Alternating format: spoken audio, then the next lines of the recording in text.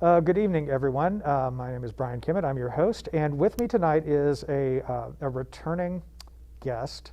I'm going to say a blast from the past because at this point, my age, I can't even remember how long ago it's been. It's been a while. We'll say 5 years. Colin Richards, welcome back to the show. Thank you. Thank you. So I think to kind of get things rolling from, just a question perspective, what have you done since the last time? Again, we'll assume 5 years. What have you been doing since your time on the show? Well, I went off to school. I kind of put the guitar in the corner for a little while, as bad as it is to say, and I went off to school over in Athens and got a degree in agrotourism, dealing with wildlife and different things and such. And then in the meanwhile, trying to build a little bit of my music scene out there. And so yeah, just still playing music, but took a little bit of a hiatus, a little break from it, and then came back to it. And if I'm not mistaken, so Athens, you went to Ohio University? Actually, Hawking College, yeah, oh, really? Just down the road from Ohio University. Okay, so I know that's kind of a party school. Yeah, so we had a lot of the fun about 15 miles down the road, and then you could come back to Hawking where it's quiet and you can actually soothe your soul from the whatever exactly, you put yeah. yourself through. Recover at the diners. Yeah, exactly. So in terms of now that you've you've moved on from school and welcome to adulthood and all of the fun that's come with it. How has COVID especially sort of impacted you from a musical standpoint? Well, it plummeted it. it definitely bombshelled like much other businesses. Nobody was doing any shows, and all fell out one by one, and contracts were canceled and all that fun stuff. But as it's coming back, it's slowly recovering. And what's nice about me having my folk side of things, also with my blues band on the other side of things, is they're gradually reopening things, and so slowly the folk music, the solo stuff is what's coming back first, and then the bands are gradually following. Do you see, in terms of, with things coming back, do you think that to a degree like folk music and blues music can really, I guess sort of soothe the trauma of the past year or what feels like a million years as far as the extent of how long this has gone on? But do you think that can fill kind of that void and sort of have a calming influence and sort of help people back? Of course, yeah. I think it's a lot of, I think I find a lot of similarity between this and, as wild as it is, the Dust Bowl, when a lot of folk music came from that in the first place. Families were out and piling up their homes and families in the trucks and driving on, and a lot of the times they made sure they brought the guitar with them and kind of sang about their blues, and it's kind of a storytelling in its own. Well, and I'm sure that there's, I can't remember, do you write your own music, or do you? I do, yeah. You do? Because I wonder, it'd be interesting to find out, just, from a musical standpoint, how that would, what you sing about and how you sing about it, I think would be really interesting because, let's face it, this was a traumatic experience had by all. Yeah, there's actually a song I'm going to perform for you today that is a tune I wrote at the start of the first quarantine, essentially, when they said, all right, we're going to cut it for 2 weeks, and everybody was in shock, and my way of dealing with that was writing about it, and so I wrote a tune called "The Virus Is Over," in high hopes, playing off the John Lennon "The War Is Over," and, yeah. No, excellent. And again, to your point, the traumas of the Dust Bowl, and then you had in the late '60s, especially, folk music, rising up, Vietnam, and the host of issues, that caused. So I think it's going to be interesting because I've found over time that I've become more and more drawn to folk music. Yeah. Where before it's kind of like, oh, that's nice historically speaking, but I'm not going to sit down and listen to it. But now I find myself actually doing just that, and I don't know if it's me getting older and my tastes have changed or what, but it's really interesting how soothing it actually truly is. Yeah, it's a storytelling. And it's nice, even though the music is there, it's not solely based on the music, more of the spoken word part of it, and some of it straight out spells it for you. And just lets you know. Well, and it's music that I think has meaning. I mean, when you compare it to something like pop music, which certainly has meaning, although I would say that it's pretty alternative meaning, There you go. There's a different drive for it, which is understandable. In blues and folk, they derive from the same roots, but they have a different angle on it. Yep, indeed. Although I will never, I will put you in a category higher than Britney Spears. Oh, And- well, I appreciate that. yeah, Thank and, you. Yeah, and that will probably get me crucified in the gay community because I've spoken out against Britney, but what have you.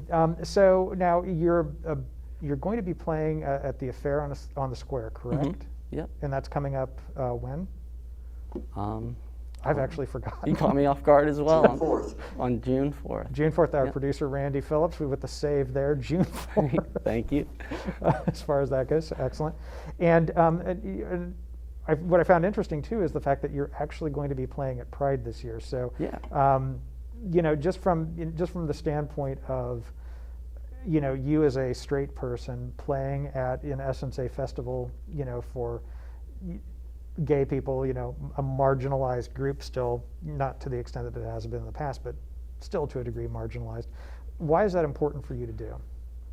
Because at the end of the day, it's for me, it's about, you know, personal rights and free speech and free music for that matter. Music's always been a wavelength that I feel like everybody can grab a surfboard on, hop in. You know, it's kind of, if it speaks to you, then that's speaking to you, and it's anybody's personal.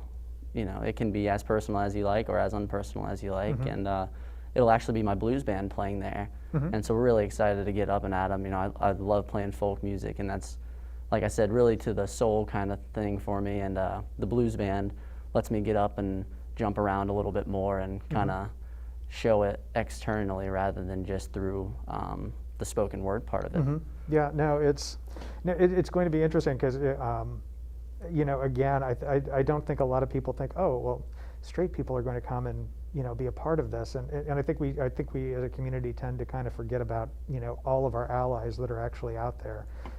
As far as that goes, and again, to your point, I think that you know, folk or blues music can really, again, speak to the ache that a community that's marginalized actually feels. Of course, yeah. So I think it's fantastic. So I'm looking forward to the performance for sure. Thank you. I'm looking forward to being there. Excellent. So why don't we go ahead and we'll have you play. How many songs are you playing? 2 songs. 2 songs. Okay. So why don't we have you play your first one, and then we'll talk a little bit about it once we come back, All right. and go from there. So I'm going to give the floor to you. Alrighty, thank you.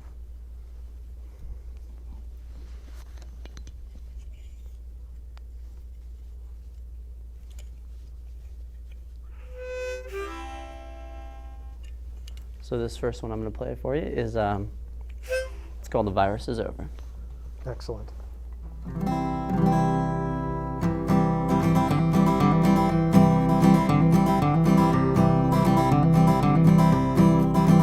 There's a stencil, the big house is calling, an unprecedented regulation disease. In the depths of the crowd, one man's coughing could mean the free world isn't so free. So I spoke to a man while interning, where only I could see his 2 eyes. His mouth and his nose were both covered with a mask that's designed to divide us, and them are quarantined again. Us and them are told not to sneeze, told where to walk. Make sure your immune system's able to fight off the world is home. Sick today, the world is home. Sick today.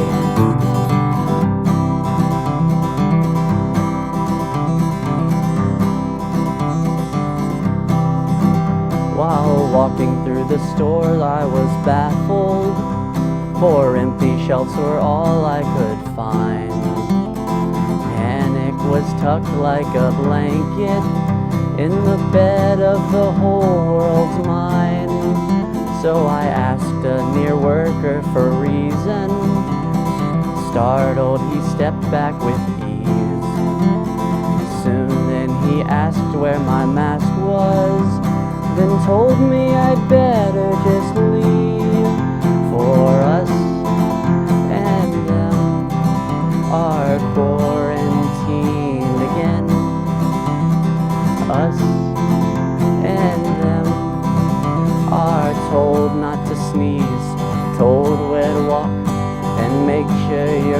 system's able to fight off the world is home. Sick today, the world is home. Sick today.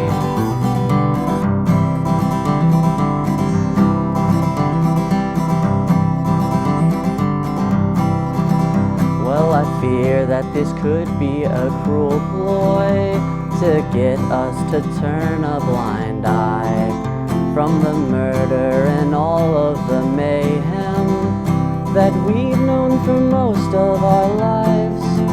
And I know all for one I'm just starting my fight for a world that could be. The battle began round the 60s, yet slipped away mysteriously. For us and them must stand together once again, and us and them must pick up the torch from where it burnt out.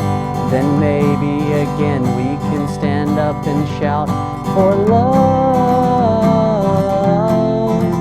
and music and friends.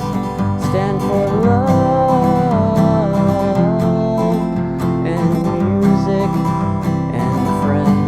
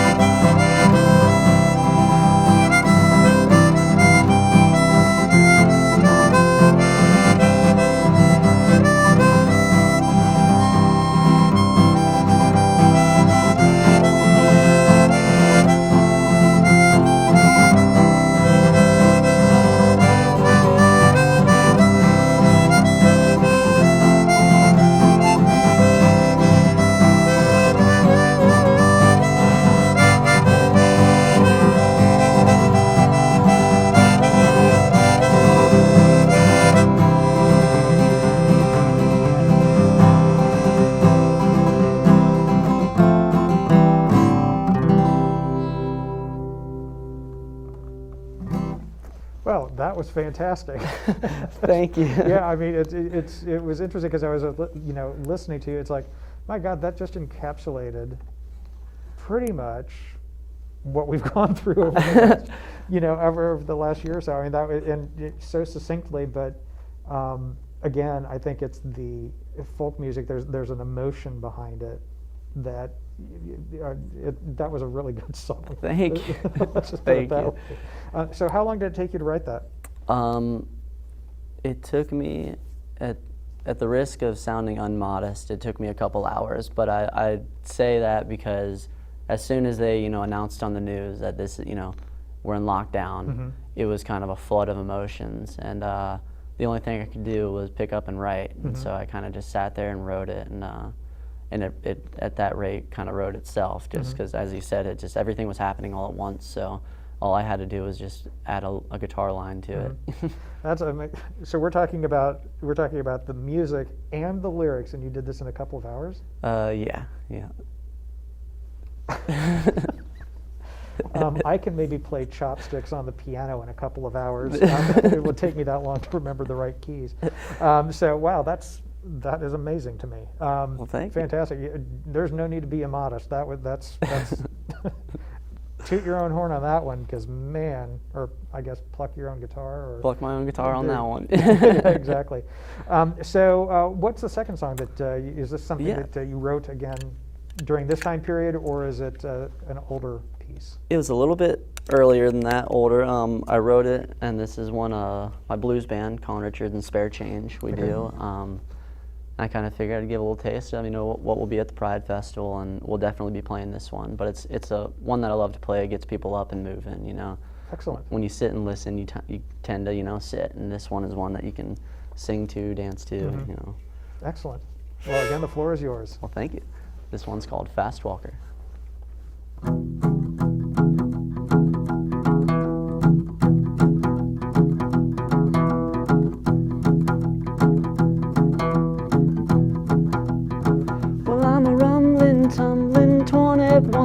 get the highway blues. Ooh, just for fun, I'm a fast walker. Well, I'm a fast walker. Well, I'm a fast walking and a fast talking man. Well, I'm a rumbling, tumbling 22. I get the highway blues. Ooh, just for you. Well, I'm a fast walker. Well, I'm a fast walker. Well, I'm a fast walking and a fast talking man. Let me walk a little bit.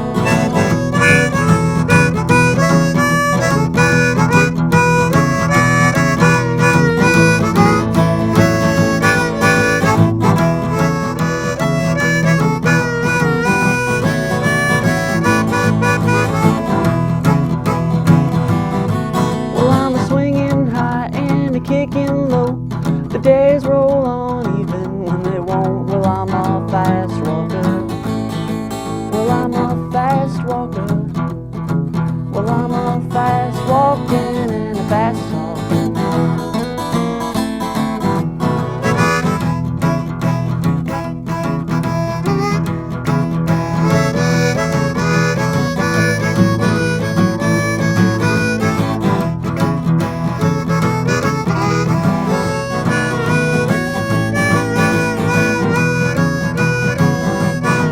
Well, I'm a fast walker.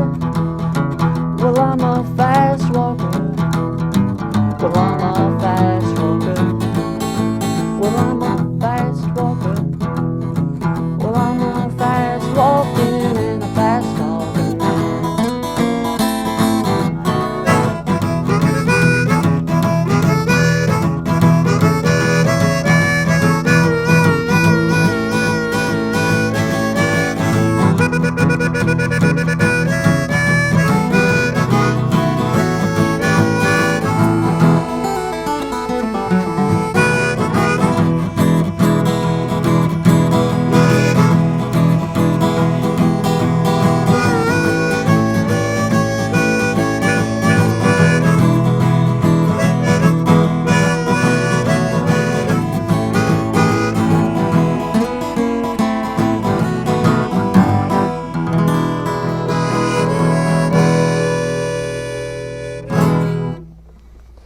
Well, I feel like I want to go fast walking for a beer, and I don't drink beer. I have no idea why. But again, a fantastic song. Just again, did this one take you a couple of hours to write, or? Maybe a day or so. Typically, when I get on the song circle, I have something come to mind. It won't stop, irking me until I get it written, until I finish it up. Yep. There's an author, Jack Kerouac, that wrote "On the Road" in one full sitting. I think it took him a few days, and it's, an entire, and he wrote all typed it out on one scroll. So it kind of runs along the lines of that. When I'm in it, I don't like to get out of it because I might come back to it with a different type of feeling than I started writing it with. So just kind of to be true to the moment, I like to get it done and written. I'll make adjustments as I go along. Sure. And the more I play it, the more it's bound to evolve into something else and add other people into it and more instruments and such. But that's the brass tacks version of it. Wow. Well, I will tell you, and I think I said this the last time you were on the show, that you have got an old soul, an authentic old soul, and there's a lot of depth to you. So and it comes out in your music, and I'm always in awe of anyone that can do anything musically, because I cannot. Well, thank you. I appreciate it. Definitely looking forward to watching you play. So are you going to be playing, is your band playing at a fair on the square, or are you there as yourself only?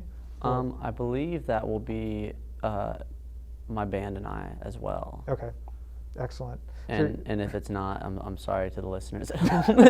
It'll just be me then. But. Right, there you go. Things evolve at a rapid pace. Who knows? Exactly. As far as that goes. So again, thank you very much for coming back on the show and sharing your music, and we'll be right back.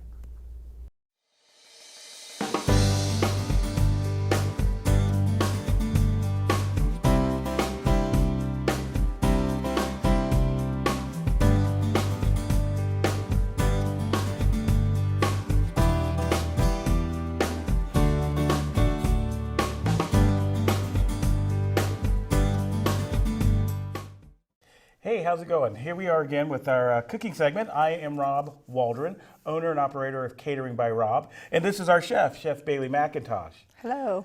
Today, we're going to show you how to make a Mediterranean spinach and feta quiche. And there's also little onions in it, so it's going to be really, really good. Real simple, real quick. Can be used for breakfast, could be used for brunch, could be used for dinner. So we're going to start off with cracking some eggs. Main part of the quiche. So here we go, Chef Bailey. You got some eggs there. We're going to go with 6 eggs. 1, 2,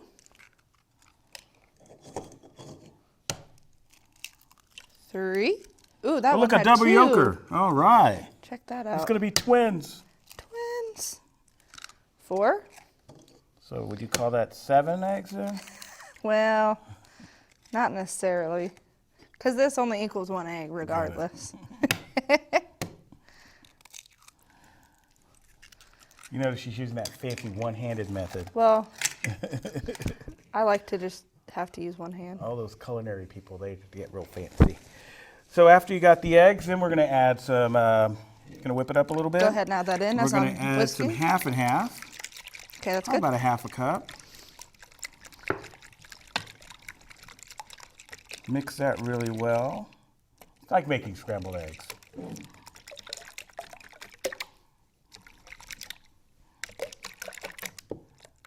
Okay, And and the that's next about good. ingredients You want to is- make sure that all the yolks get nice and Broken up. broken up in there. Okay. So then you're going to add the feta. I like to put a good amount so it gives it good flavor. But you don't want to do too much because feta does have a lot of salt in it, so it does kind of overpower it if you put too much. A little bit of Bailey dust. S&P. And then for the onions, I like to do little slivers. So you would cut your onion open and just go for little slivers like so. And they come apart in pieces like this. If you're not one that likes a lot of onion, you could always dice it, make them smaller. Go with about a handful or half a cup. About a half a cup? About a half a cup. Kind of mix that all together. Get it all nice and stirred up in there. Then would you add the spinach? Then I would add the spinach. Now, what I like to do is I like to take a little bit of onion or spinach, and I like to just do a quick rough chop through it, like so. Goes in Go there. ahead and stir that up. Awesome. And the red onion with the green, it gives it a nice color too that I really, really enjoy. They always say you eat with your eyes before you eat with your stomach. So if it's pretty, it's going to taste good. Okay. All right. So then that's ready for the crust. So we're showing you a simple way today. You know, you can make your own crust, roll out your dough and everything like that, but there's several different products on the market. They have the ready-made pie crust that come in a roll, you unroll it, and then they have the old-fashioned already in the pie tin pie crust. What you want to do with this, you want to take it and you want to perforate it. So you just want to put a few holes in the crust. That's so when the heat gets in there, it doesn't bubble up. You want to put this in the oven. You want to put it in the oven for about 15, 20 minutes till it just starts to brown. Once you take it out, you let it cool, and then you pour the mixture in. So there you go. So that's poured in there. Now would you top And then that with I'm some more also cheese? going to take some spinach leaves, break off the stems, and I like to just lay some on top just to give it a nice look here. Just kind of as if you were making a pizza, so it looks kind of nice. And I also would like to sprinkle A little more cheese on a little top? more cheese on You top. never have too much cheese. Cheese and bacon. Can never have too much. Okay. All right, and that's it. So that will go in the oven for about 40 minutes, about 350 degrees. You put it in the oven for 40 minutes. Once it comes out, the crust will be nice and brown, and this is what you have. So now it comes out of the oven, and you have a nice brown, firm quiche. And you want to make sure when you touch it that it is firm. That's going to be your best way of checking it. You could also stick a toothpick in there and you can see if the toothpick comes out wet. Almost like a cake? Almost. Okay.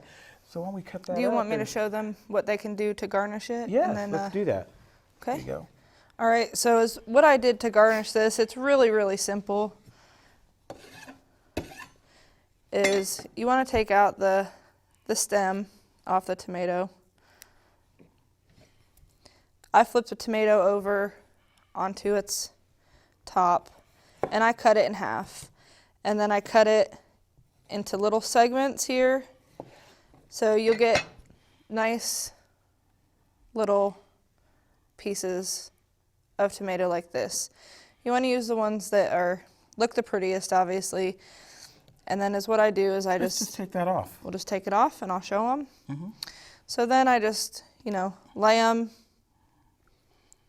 in a nice little circle like that. Put a little bit of parsley on there. And bam. Boom, you're done.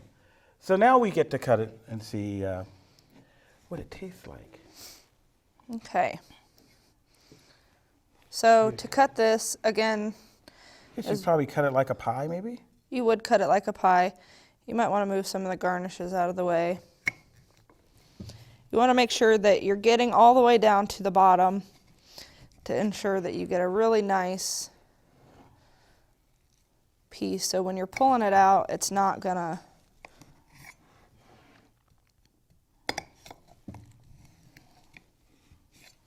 break.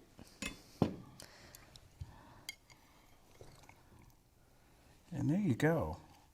Let's put a second piece on there just to make it look pretty. Here we are. Then we make the plate look pretty, right? Yep. So what I would do is you can sprinkle some parsley, and then personally myself, I would take some diced tomato just to add some color along the plate and sprinkle it on top. Let's put a little bit more on there.